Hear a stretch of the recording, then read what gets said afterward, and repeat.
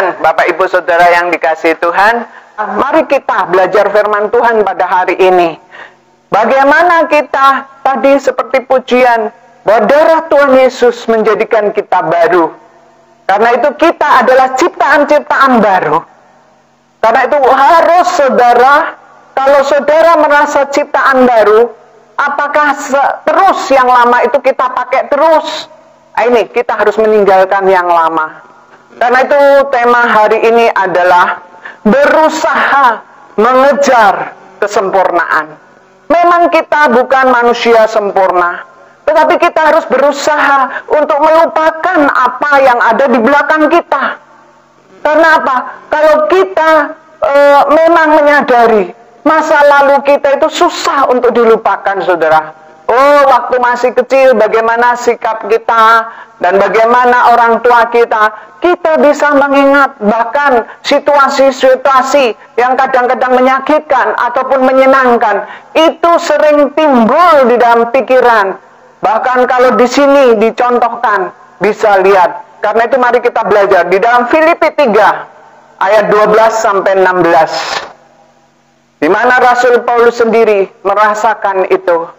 Dan kalau Rasul Paulus sendiri bisa mengubah hidupnya, Tuhan mengubah hidupnya, bukan Rasul Paulus yang mengubah, tetapi Tuhan Yesus mengubah hidupnya menjadi baru, maka kita pun bisa diubah menjadi baru. Dan kita setelah diubah berusaha mengejar kesempurnaan. Memang di dunia tidak akan bisa sempurna, tetapi kita berusaha mengejar kesempurnaan itu. Mari kita buka di dalam Filipi 3 ayat 12 sampai dengan 16. Filipi 3, 12 sampai 16 sudah mendapatkannya Bapak Ibu Saudara, baik itu yang pakai handphone maupun pakai Alkitab. Mari kita buka dan baca bersama-sama, demikian firman Tuhan. Bukan seolah-olah aku telah memperoleh hal itu, telah sempurna, melainkan aku mengejar kalau aku dapat juga menangkapnya. Karena aku pun telah ditangkap oleh Kristus Yesus. Saudara-saudara, aku sendiri tidak menganggap bahwa aku telah menangkapnya. Tetapi ini yang kulakukan. Aku melupakan apa yang telah di belakangku dan mengarahkan diri kepada apa yang di hadapanku dan berlari-lari kepada tujuan untuk memperoleh hadiah, yaitu panggilan surgawi dari Allah dalam Kristus Yesus. Karena itu marilah kita yang sempurna berpikir demikian, dan jikalau lain pikiranmu tentang salah satu hal itu akan dinyatakan Allah juga kepadamu. Tetapi baiklah tingkat pengertian yang telah kita capai, kita lanjutkan menurut jalan yang telah kita tempuh. Amin. Berbahagialah Bapak Ibu Saudara yang dikasihi Tuhan, yang melakukan, bukan menjadi pendengar saja, tetapi pelaku-pelaku firman Tuhan. Karena itu firman Tuhan ini dikatakan, pertama yang kita bisa belajar di dalam ayat 13, di situ dikatakan 12 dan 13, bukan seolah-olah aku telah memperoleh hal ini atau telah sempurna, ingat, telah sempurna, melainkan aku mengejarnya kalau aku dapat juga menangkapnya, karena aku pun telah ditangkap oleh Kristus Yesus. Saudara-saudara, aku sendiri tidak menganggap bahwa aku telah menangkapnya, tetapi ini yang kulakukan, aku melupakan apa yang telah di belakangku dan mengarahkan kepada apa yang di hadapanku. Inilah yang Rasul Paulus kerjakan. Dia meninggalkan masa lalunya. Dia berusaha. Kalau kita lihat bagaimana Rasul Paulus pada waktu masa lalunya, itu kita bisa lihat ayat sebelumnya di dalam ayat 4 sampai 8. Coba Saudara Yosi bacakan ayat 4 sampai 8. Filipi 3 ayat 4 sampai 8. Sekalipun aku juga ada alasan untuk menaruh percaya pada hal-hal lahiriah, jika ada orang lain menyangka dapat menaruh percaya pada hal-hal lahiriah, aku lebih lagi. Disunat pada hari ke-8 dari bangsa Israel, dari suku Benyamin, orang Ibrani asli, tentang pendirian terhadap hukum Taurat, aku orang Farisi. Tentang kegiatan aku penganiaya jemaat, tentang kebenaran dalam mentaati hukum Taurat, aku tidak bercacat. Tetapi apa yang dahulu merupakan keuntungan bagiku, sekarang kuanggap rugi karena Kristus.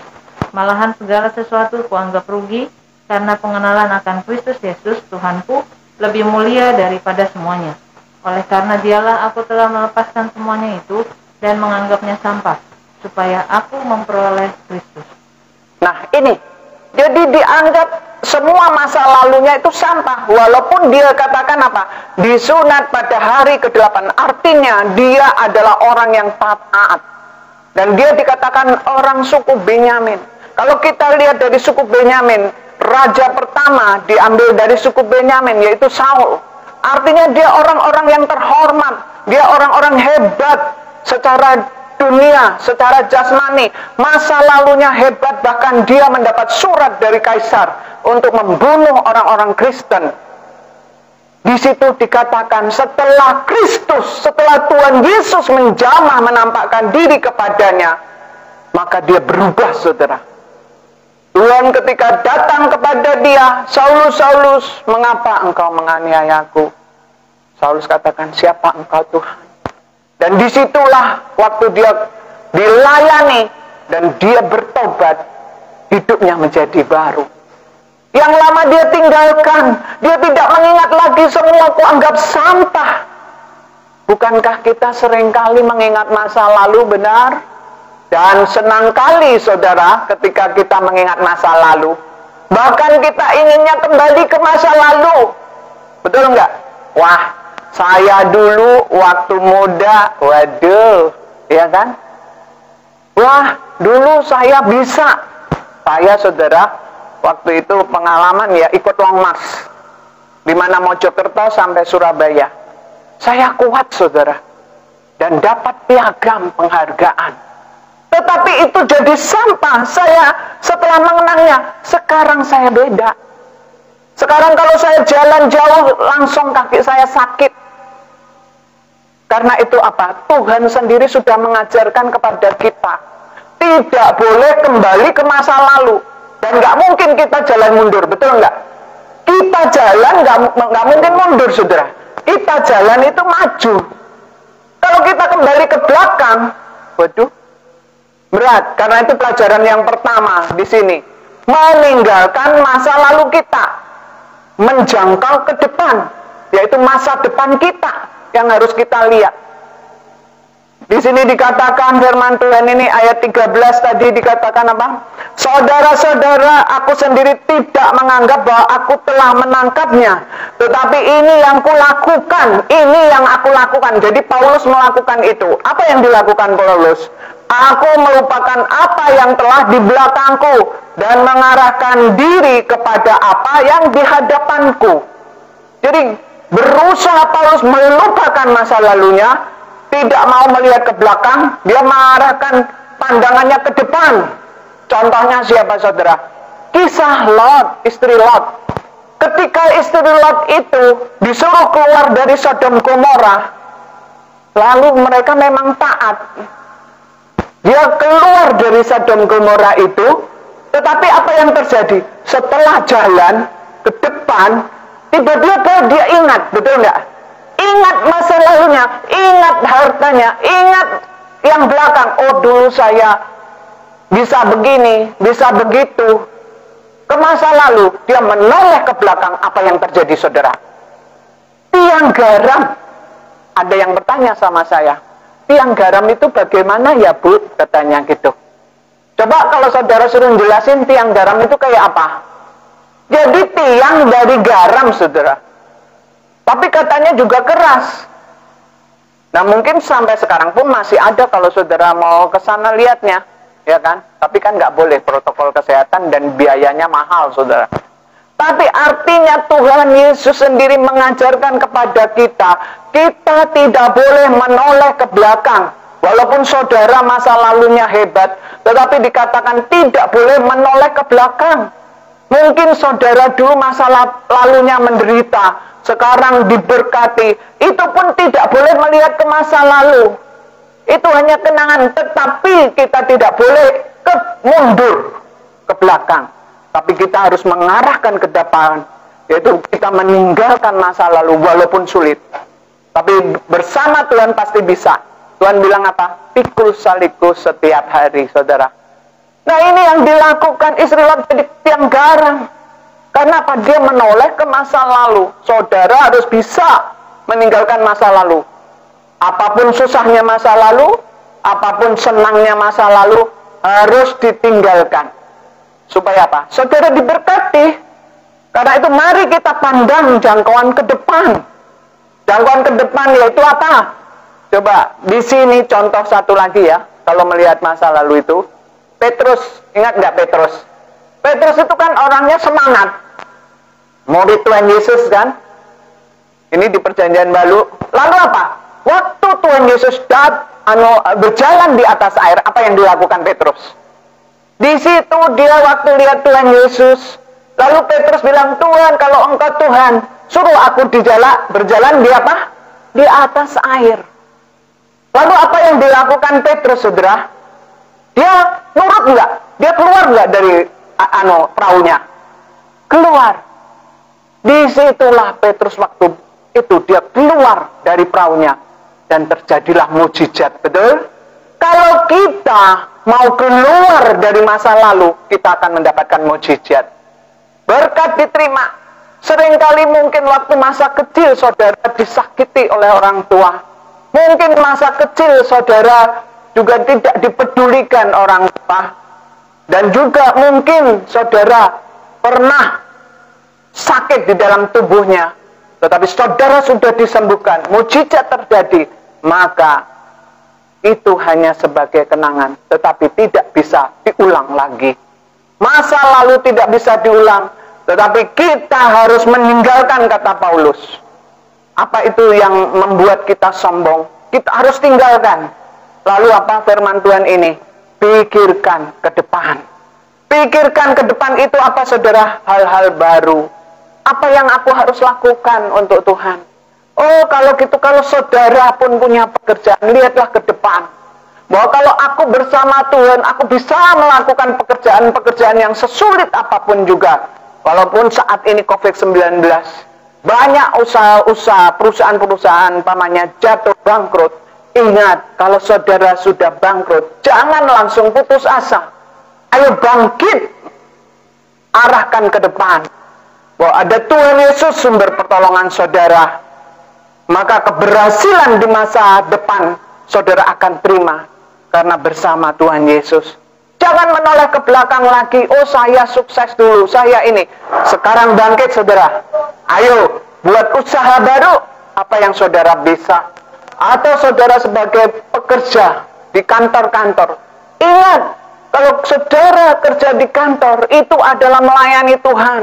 Bekerja dengan baik, dan saudara akan diangkat naik. Itu namanya saudara melihat ke depan.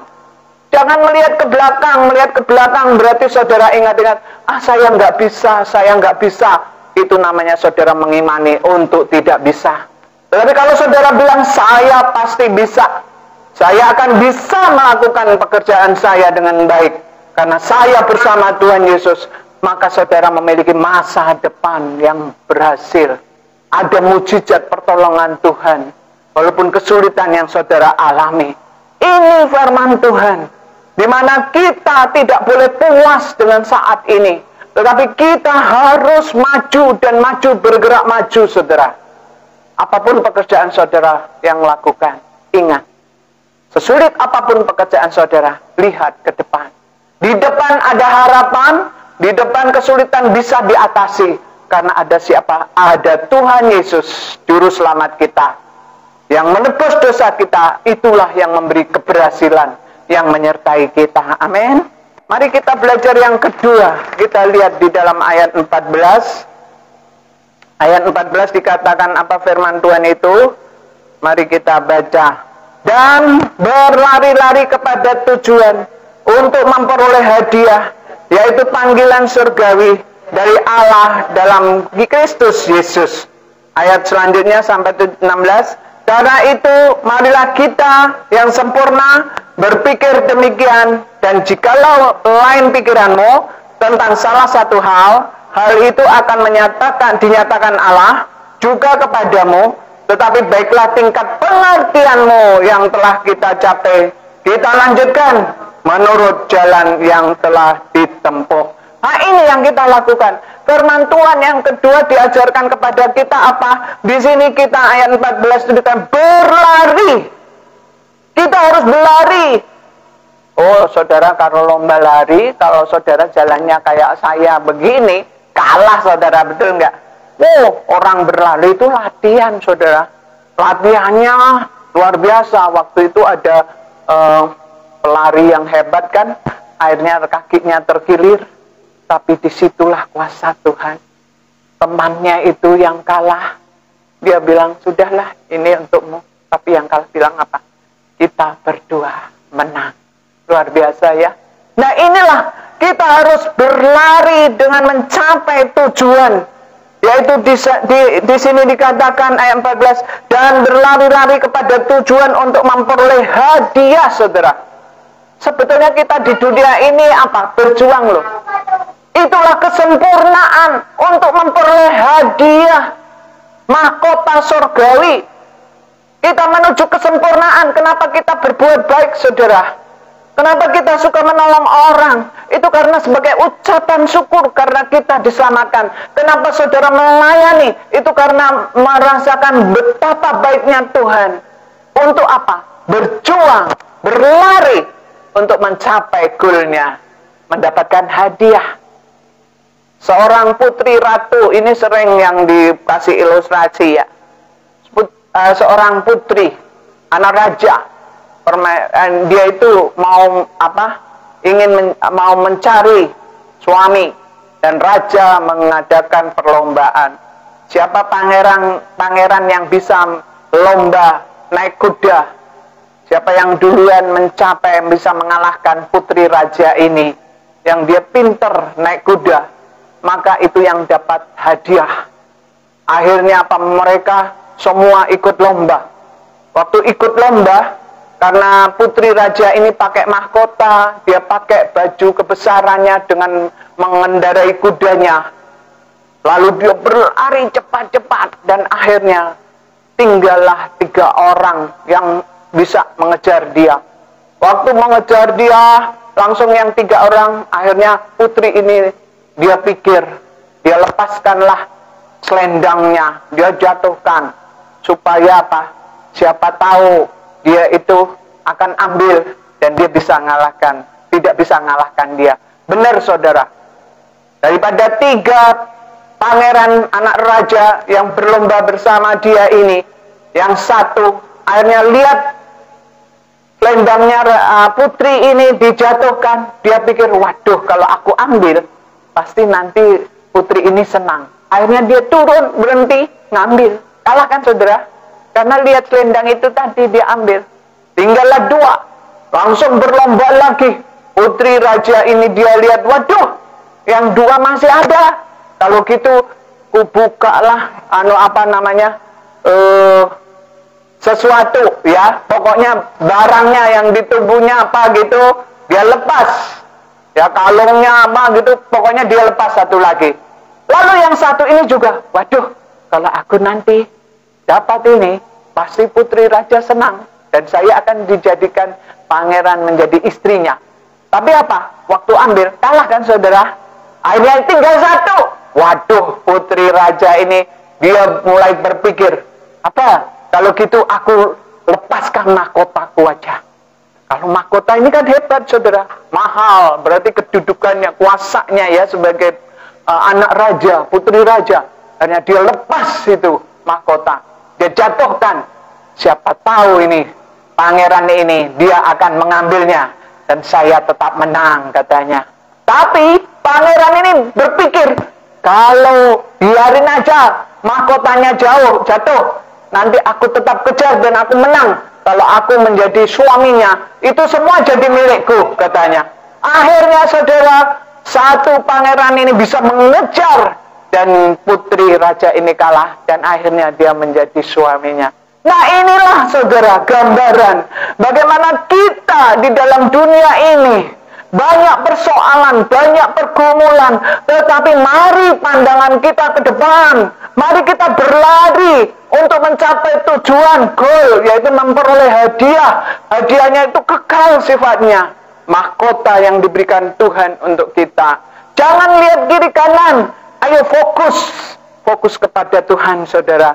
Karena di sini dikatakan berlari kepada tujuan untuk memperoleh hadiah, yaitu panggilan surgawi dari Allah dalam Kristus Yesus. Karena itu mari kita yang sempurna. Loh, kita aja diajarin Tuhan katanya kita sempurna, saudara. Artinya apa? Siapa yang menyempurnakan kita? Kita orang yang sudah dibenarkan, tetapi kita pun sempurna. Artinya apa? Disempurnakan Tuhan. Dalam kelemahan-kelemahan kita itu disempurnakan Tuhan. Karena apa? Surga itu kudus, nggak bisa dosa masuk. Karena itu harus orang yang benar, harus orang yang sempurna bisa masuk surga. Yaitu kita yang sempurna. Baiklah berpikir demikian. Baiklah kita berpikir mengarahkan tujuan kita ke depan, yaitu hal-hal surgawi. Karena itu Bapak Ibu Saudara, kalau Bapak Ibu Saudara punya usaha yang kecil, jangan putus asa. Ayo bergerak maju, terus semangat dalam usahamu, maka lihatlah tangan Tuhan yang akan menolongmu. Apa yang menjadi kesulitanmu, maju, ayo berlari mencapai tujuan. Berkat Tuhan melimpah kepadamu. Segala jerih payahmu, kata Tuhan 1 Korintus 15 ayat 58, tidak akan sia-sia apa yang kau lakukan untuk Tuhan. Semua kalau kita diberi tanggung jawab Tuhan di dalam pekerjaan, usaha kita, keluarga kita, anak-anak, suami, istri, dan juga orang tua, tetangga, sanak saudara, mari kita sama-sama tinggalkan masa lalu kita, tinggalkan semua dan jangkaulah, lihatlah ke depan, jangan seperti Lot, istri Lot. Lalu yang kedua, mari kita berlari maju untuk mendapatkan mahkota, yaitu mahkota yang kekal, yaitu surga mulia. Inilah firman Tuhan. Di dalam ayat 16 dikatakan, tetapi baiklah tingkat pengertianmu yang telah kita capai, kita lanjutkan menurut jalan yang telah kita tempuh. Ayo, ini kita lakukan. Kita capai, kita lanjutkan menurut jalan yang kita tempuh. Bersama Tuhan Yesus, kita bisa melakukan ini. Berusaha mengejar kesempurnaan. Walaupun kita manusia tidak sempurna, Tuhan yang menyempurnakan. Surga milik kita, dunia milik kita juga. Amin. Mari kita berdoa.